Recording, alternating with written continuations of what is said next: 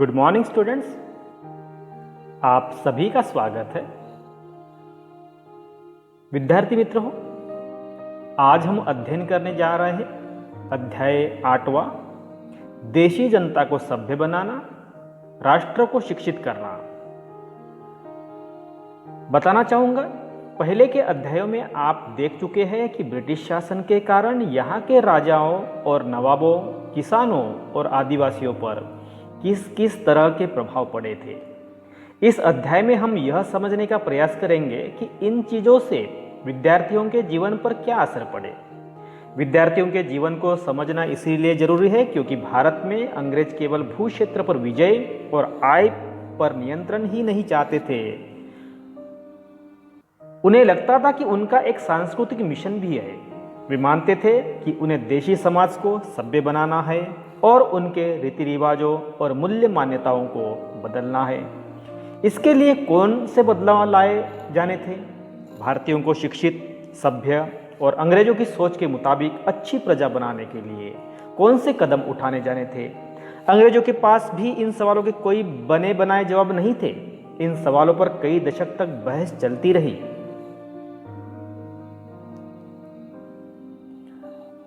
आइए समझने की कोशिश करते हैं देशी जनता को सभ्य बनाना, राष्ट्र को शिक्षित करना। इस अध्याय का यह पहला भाग है। दोस्तों, इस लेसन को समझने के लिए हमने इसको 5 भागों में बांटा है। 5 वीडियोज बनने जा रहे हैं और इन सभी भागों का आप अच्छी तरह से अध्ययन करने के बाद ही आप इस अध्याय को पूरी तरह से समझ सकेंगे। आइए देखते हैं को ब्रिटिश शासन का विद्यार्थियों के जीवन पर असर, प्राच्यवाद की परंपरा, Asiatic society of Bengal, Jones और कोलब्रुक का भारत के प्रति रवैया, जोन्स और कोलब्रुक का प्रयास, अंग्रेज देशी जनता का दिल जीत सकते हैं, मदरसा और हिंदू कॉलेज की स्थापना। इन मुद्दों पर चर्चा करेंगे और समझने की कोशिश। ब्रिटिश शासन का विद्यार्थियों के जीवन पर असर क्या हो गया है, ये हम समझने से पहले हम ये कहेंगे कि राजा और नवाब, किसान और आदिवासियों पर भी ब्रिटिश शासन के नीतियों का असर पड़ा था। ब्रिटिश लोगों ने विभिन्न प्रकार के कानून बनाए थे, विभिन्न प्रकार के नियम बनाए थे और इसका सब असर सभी लोगों पर प्रत्यक्ष अप्रत्यक्ष रूप में हो चुका था। भारत में अंग्रेज केवल भू क्षेत्र पर विजय और आय पर नियंत्रण ही नहीं चाहते थे। तो उनको लगता था कि भू क्षेत्र पर विजय किए तो उनको राजनीतिक सत्ता मिल गई और आय पर उन्होंने नियंत्रण किए तो उनको आर्थिक सत्ता भी मिल गई। लेकिन ये पहला मिशन, दूसरा मिशन, लेकिन उनका और तीसरा मिशन है, वो है सांस्कृतिक मिशन। और इस सांस्कृतिक मिशन को पूरा करने के लिए उनको यहाँ एक अलग प्रकार की नई, जो यूरोपियन धरती पर आधारित होगी, ऐसी शिक्षा प्रणाली अपनानी पड़ती है।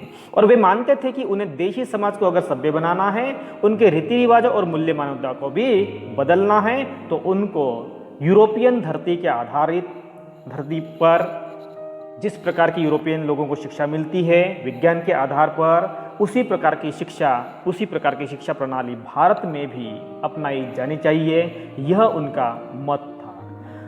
तो हमारे सामने क्वेश्चन है, अंग्रेज शिक्षा को किस तरह देखते थे? उनका रवैया या अंग्रेजों के अनुसार शिक्षा क्या चीज थी? सबसे पहले हम यह समझने की कोशिश करते हैं कि प्राच्यवाद की परंपरा। तो यहां हमको 2 शब्द महत्वपूर्ण आएंगे, जैसे कि प्राच्यवाद और पाश्चात्यवाद। प्राच्यवाद का मतलब है जो ओरिएंटलिस्ट होते हैं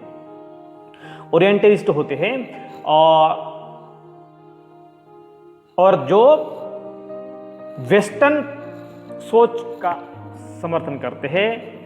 तो इस प्रकार की 2 परंपरा का हम यहाँ जिक्र करने जा रहे हैं। तो प्राच्यवाद की परंपरा की हम बात कर रहे हैं, तो यहाँ एक व्यक्ति का हम परिचय करने जा रहे हैं जो इस परंपरा के हिस्सा बन गए थे। जैसे कि 1783 में विलियम जोन्स नाम के एक सज्जन कलकत्ता आए थे। तो यहाँ हम प्राच्यवाद और पाश्चात्यवाद 2 परंपरा का जिक्र कर रहे हैं। तो ये प्राच्यवाद की परंपरा में क्यों आते हैं? प्राच्यवाद का मतलब जो दुनिया के अगर 2 हिस्से करेंगे तो एक पूरब की तरफ होता है और दूसरा पश्चिम की तरफ होता है। तो पूरब के लोगों को हम प्राच्यवादी बोलेंगे प्राच्यवादी, जिसको हम अंग्रेजी में ओरिएंटलिस्ट भी कहते हैं। तो ये 1783 में विलियम जोन्स नाम के एक सज्जन कलकत्ता आए थे। और क्यों आए थे वो? क्योंकि उन्होंने ईस्ट इंडिया कंपनी द्वारा जो स्थापित किए गए सुप्रीम कोर्ट थे कलकत्ता में, वो जूनियर जज के पद पर नियुक्त किए गए थे।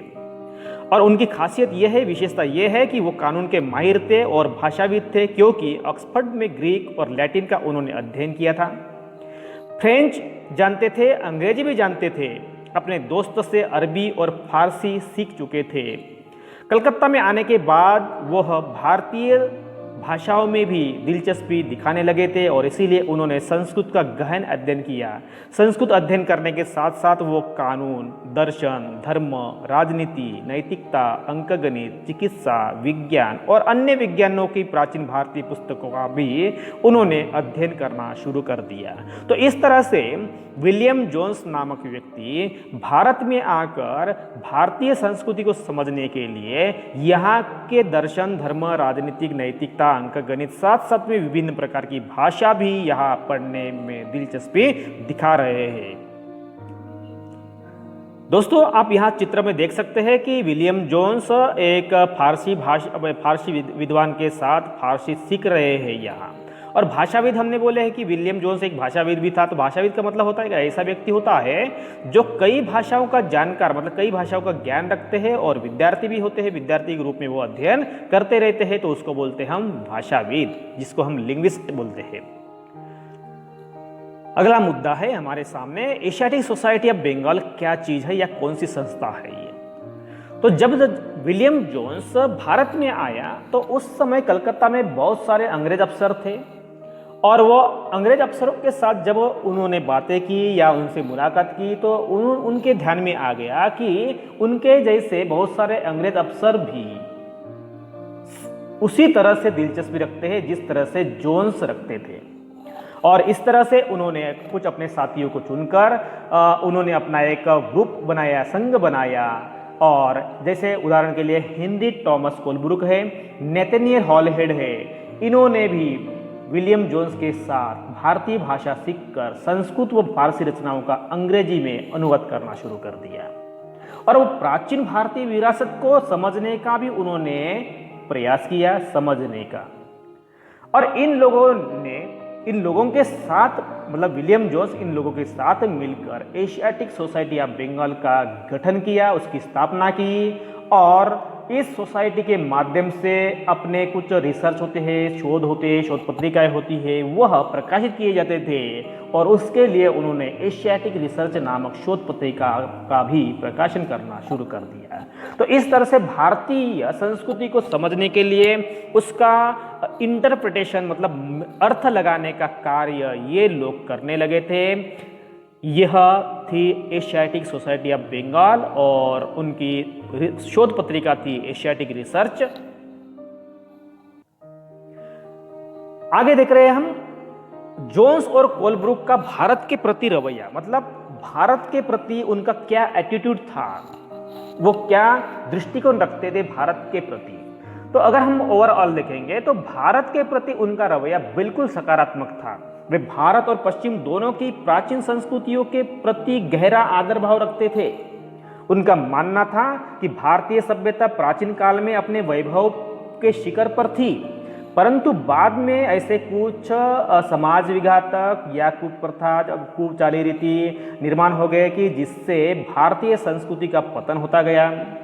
उनका कहना था कि भारत को अगर समझना है तो उसके लिए प्राचीन काल में जो लिखे गए कोई भी धर्म ग्रंथ होते, पवित्र धर्म ग्रंथ होते, कानूनी ग्रंथ होते हैं, उनको खोजना और उनको समझना बेहद जरूरी है। और इसीलिए वही कार्य उन्होंने शुरू कर दिया है।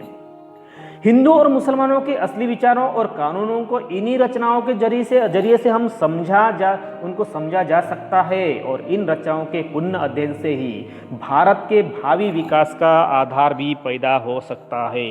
और इसीलिए यहाँ पर रहने वाले हिंदू और मुसलमानों द्वारा लिखे गए प्राचीन धर्म ग्रंथ, उनका अध्ययन करना, उनका अर्थ लगाना और वही विरासत भारतीय लोगों के सामने अगर रखते हैं तो भारत के भावी विकास का आधार पैदा करना भी आसान हो जाता है, ताकि अंग्रेजों को भी यहाँ अपनी मजबूत पकड़ कर सकते हैं। जो जोन्स और कोलब्रुक का जो प्रयास है, उन्होंने फिर क्या क्या किया यहाँ, तो दोनों ने ही क्या किया है कि उन्होंने जो प्राचीन काल में जो भी ग्रंथ लिखे थे वो ग्रंथ को उन्होंने ढूंढना शुरू कर दिया है, उनकी उन्होंने व्याख्या करना मतलब उसका मीनिंग लगाना शुरू कर, इंटरप्रिटेशन करना शुरू कर दिया, उन्होंने उसका अनुवाद करना शुरू कर दिया और ज़्यादा से ज़्यादा लोगों तक अपने नतीजे जो निष्कर्ष उन्होंने निकाले वो लोगों तक पहुंचाने लगे। वही उनकी रिसर्च एशियाटिक रिसर्च नामक शोध पत्रिका के माध्यम से। और उनको पूरा विश्वास था कि यह परियोजना मतलब उन्होंने जो काम शुरू किया है वह परियोजना न केवल अंग्रेजों को बल्कि भारतीय लोगों को भी फायदेमंद साबित हो सकती है। वो किस तरह से देखिए कि अंग्रेजों को भारतीय संस्कृति से सीखने में मदद देगी, बल्कि भारतीयों को भी इसका फायदा होने वाला था। किस तरह से देखिए, क्योंकि भारतीय लोगों को अपनी विरासत को दोबारा अपनाने और अतीत के लुप्त वैभव को समझने में मदद मिलेगी, यह भारतीय लोगों को फायदेमंद बात थी। और दूसरी बात थी कि इस प्रक्रिया में अंग्रेज भारतीय संस्कृति के अभिभावक मतलब रक्षक, उसके पालनकर्ता और मालिक मतलब ओनर्स, दोनों की भूमिकाएं वो निभा सकते थे। इस प्रकार से अगर वह भारतीय विरासत को दोबारा ढूंढ निकालते, उसके नतीजे लोगों तक पहुंचाते, उसका फायदा दोनों को हो सकता था, जो वो है अंग्रेज और भारतीय लोगों को। चित्र में दिखा रहा है कि हेनरी थॉमस कोलब्रुक यह संस्कृत तथा हिंदुत्व के प्राचीन धर्म ग्रंथों के विद्वान थे। और यहाँ शब्द आ गया है मदरसा किसे कहते हैं, तो यह मुस्लिम लोगों के लिए जो स्कूल होती है, शालाएं होती है, उनके लिए मदरसा कहा जाता है। जैसे सीखने के स्थान को अरबी भाषा में मदरसा कहा जाता है। और यह किसी भी तरह का स्कूल या कॉलेज या कोई और संस्थान भी हो सकता था। अगला मुद्दा हमारे सामने है, देशी जनता का दिल किस प्रकार से जीत सकते हैं। तो जैसे कि हमने देखे है कि अंग्रेज यह यूरोपियन थे, अन्य देशों से यहाँ आए थे और उन्होंने यहाँ राज करना शुरू कर दिया। और इसीलिए अगर हमको इस देश के लोगों का दिल अगर जीतना है, उन जनता का अपने को प्यार जीतना है या उनको अपने बाजू में, अपने फेवर में अगर करना है, तो अंग्रेजों को पश्चिमी ज्ञान की बजाय भारतीय ज्ञान को प्रोत्साहन देना चाहिए, ऐसा उनका कहना था। और इसीलिए प्राचीन भारतीय ग्रंथों के अध्ययन को प्रोत्साहित करना, संस्कृत व फारसी साहित्य व काव्य पढ़ाने के लिए संस्थानों की स्थापना की जाए, यह उनका मत था। मतलब क्या है कि जब हम किसी भी अनजाने देश में जब राज कर रहे हैं, तो वो लोग जो जानते हैं उन्हीं भाषा में, उन्हीं चाली रीति में, उन्हीं संस्कृति में, उन्हीं रीति रिवाजों में उनको अध्ययन करने के लिए प्रोत्साहित करना चाहिए, वह उनका सिद्धांत था। हिंदू और मुसलमानों को वही पढ़ाया जाना चाहिए जिससे वे पहले से ही परिचित है और जिसे वे आदर और महत्व देते हैं। जैसे कि हमने कक्षा 6 में देखे थे कि नए प्रश्न नए विचार इस अध्याय में, कि गौतम बुद्ध और वर्धमान महावीर जैसे महापुरुषों ने अपना उपदेश लोगों तक पहुंचाने के लिए उन्होंने लोगों के ही आम भाषा का उपयोग किया था, लोगों को उनके ही भाषा में समझाने की कोशिश की थी। और इसीलिए लोगों को उनके विचार ज़्यादा आकर्षित लगने लगे थे। और उनका एक सुझाव है कि अनजाने विषयों की शिक्षा न दी जाए। जैसे कि अंग्रेजी भाषा है, तो अंग्रेजी भाषा ये अनजानी भाषा है, यूरोपियन लोगों की भाषा है जो भारतीय लोग नहीं जानते थे, और इसीलिए ऐसे विषयों की शिक्षा न दी जाए। इस तरह से अंग्रेज देशी जनता का दिल जीत सकते हैं और अजनबी शासक अपनी प्रजा से भी आदर की उम्मीद कर सकते हैं। तो ये प्राच्यवाद की परंपरा का समर्थन करने वाले लोगों का अंग्रेजी सरकार ईस्ट इंडिया कंपनी को सुझाव था। मदरसा और हिंदू कॉलेज की स्थापना देख रहे हैं हम। तो इसी जैसे कि अभी हमने देखे थे कि किस प्रकार से प्रोत्साहन दिया जाना चाहिए, इसका हमने जिक्र कर चुके हैं। अभी हम देख रहे हैं कि इसके तहत प्रत्यक्ष रूप से अमल बजावनी करने के लिए मदरसा और हिंदू कॉलेज की स्थापना की। मदरसा मतलब मुस्लिम लोगों के लिए, हिंदू कॉलेज मतलब हिंदू लोगों के लिए। और इसीलिए 1781 में अरबी फारसी और इस्लामिक कानून के अध्ययन को बढ़ावा देने के लिए कलकत्ता में एक मदरसा खोला गया। तो मदरसा हमने इसके पहले देख चुके कि वो एक प्रकार की स्कूल ही होती है, एक प्रकार की संस्था होती है जहां से शिक्षा प्रदान की जाती है। ठीक है, तो ये 1781 में मदरसा की स्थापना हो गई है और बाद में 1791 में बनारस में हिंदू कॉलेज की स्थापना की गई है। और इनका मकसद है कि मदरसा के तहत मुसलमानों को उनकी परंपरा के अनुसार, उनकी रीति रिवाज के अनुसार, उनके संस्कृति के अनुसार उनको शिक्षा प्रदान करना था। और 1791 में जो बनारस में हिंदू कॉलेज की स्थापना की गई वह इसीलिए कि प्राचीन संस्कृत ग्रंथों की शिक्षा लोगों को मिल सके और देश का सारा शासन चलाने में मदद मिले। मतलब हिंदू भी खुश रहेंगे, मुस्लिम भी खुश रहेंगे। और लेकिन जिस प्रकार से समर्थन किया जा रहा था, लेकिन कुछ ऐसे भी लोग थे, कंपनी में ऐसे भी कुछ लोग थे कि जो अफसर थे इन विचारों से सहमत नहीं थे। उनको लगता था कि भारतीय लोगों को भारतीय परिवेश में शिक्षा देना मतलब एक मूर्खता रहेगा, क्योंकि हम अननेसेसरी अनावश्यक रूप से यहाँ खर्चा कर रहे हैं, ऐसा भी एक प्रभाव था। तो वो कौन थे ये भी हम परिचय करने जा रहे हैं। तो ये क्यों सहमत नहीं थे या उन्होंने इनका विरोध क्यों करना शुरू कर दिया था, चलिए आगे देखते हैं। उसके पहले हम देखेंगे जो प्राच्यवादी है, हमने देखे कि प्राच्यवादी मतलब क्या, एशिया की जो भाषा होती है, संस्कृति का गहन ज्ञान रखने वाले जो लोग होते हैं जिसको हम ओरिएंटलिस्ट कहते हैं। और मुंशी का मतलब होता है ऐसा व्यक्ति जो फारसी पढ़ना, लिखना और पढ़ाना जानता है। और वर्नाकुलर एक शब्द आया है कि, और यह शब्द आमतौर पर मानक भाषा से, मानक मतलब जो स्टैंडर्ड भाषा होती है इससे अलग होती है और इसमें अलग किसी स्थानीय भाषा या बोली के लिए इस्तेमाल किया जाता है, उसको बोलते हैं वर्नाकुलर लैंग्वेज। जैसे भारत जैसे अपने ही देश में अंग्रेज रोजमर्रा इस्तेमाल की स्थानीय भाषा और साम्राज्यवादी शासकों की भाषा अंग्रेजी के बीच फर्क को चिन्हित करने के लिए इस शब्द का इस्तेमाल करते। तो ध्यान रहे कि वर्नाकुलर शब्द का इस्तेमाल करने के लिए स्थानीय भाषा और साम्राज्यवादी लोगों की जो ऑफिशियल भाषा होती थी इसमें जो फर्क हम समझने के लिए, उसको फर्क करने के लिए वर्नाकुलर शब्द का इस्तेमाल किया जाता था। चित्र क्रमांक 3 दिया गया है और यहाँ एक मूर्ति जो ऊंचे चबूतरे पर दिखाई गई है और यहाँ 2 लोग नीचे दिखाई दिए गए। इसका अर्थ समझने की कोशिश करते हैं। तो ये चित्र है वॉरेन हेस्टिंग्स का एक स्मारक के रूप में, जिसको रिचर्ड वेस्टमार्क कोर्ट 1830 अब कलकत्ता में स्थित विक्टोरिया मेमोरियल में है ये, ठीक है। और इस तस्वीर में अगर हम देखेंगे तो देखिए कि भारत में ब्रिटिश सत्ता के बारे में प्राच्यवादी किस तरह सोचते थे। और यहाँ हम देख सकते हैं कि सबसे ऊपर हेस्टिंग्स की भव्य प्रतिमा दिखाई दे रही है और जो प्राच्यवादियों के भारी समर्थक थे, प्राच्यवादियों के, ठीक है। और यहाँ इसके एक तरफ पंडित है, यहाँ पंडित दिखाई दे रहे हैं और दूसरी तरफ नीचे बैठे हुए मुंशी दिखाई दे रहे हैं, ठीक है। तो पंडित मतलब क्या है, भाषाओं का विविध संस्कृति का, भाषाओं का ज्ञान रखने वाले। और मुंशी मतलब क्या है, जो लिखावट करने का जो कार्य करते हैं उसको हम मुंशी बोलते हैं। तो ये हेस्टिंग्स था अन्य प्राच्यवादी भारतीय विद्वानों से विभिन्न भारतीय भाषा सीखना चाहते थे, जिन्हें वह कई बार केवल बोलियां समझते थे, वर्नाकुलर का नाम देते थे और स्थानीय रीति रिवाज और कानूनों के बारे में जानना चाहते थे और प्राचीन ग्रंथों के अनुवाद और व्याख्या में मदद भी चाहते थे।